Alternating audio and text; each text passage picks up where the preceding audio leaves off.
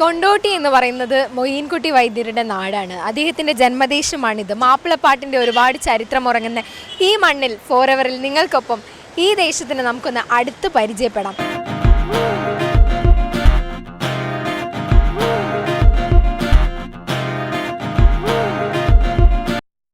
നമ്മൾ നിൽക്കുന്നത് കൊണ്ടോട്ടി ബസ് സ്റ്റാൻഡിൻ്റെ അടുത്താണ്. ഇവിടുത്തെ നല്ലവരായ കൊണ്ടോട്ടിയിലെ നാട്ടുകാരെ നമുക്കൊന്ന് പരിചയപ്പെടാം. എപ്പോഴും യൂത്ത്സിൻ്റെ അടുത്തുനിന്ന് സ്റ്റാർട്ട് ചെയ്യുന്ന സമയത്ത് കുറച്ചുകൂടി സ്ട്രെങ്ത്തും എനർജിയും ഉണ്ടാവും.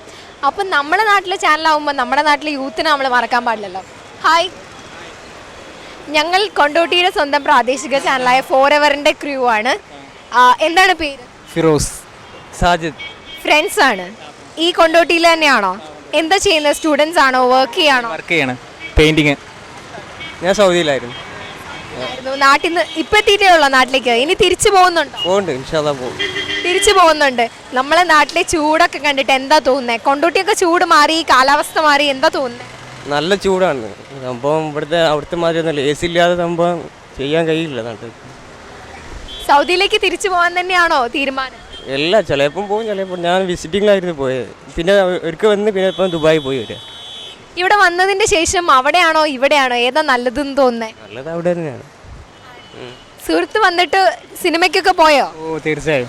എന്തായാലും ഞങ്ങളുടെ ചാനൽ കാണാം. ഫോറെവർ കൊണ്ടോട്ടിയുടെ സ്വന്തം ചാനൽ കാണാൻ മറക്കരുത്.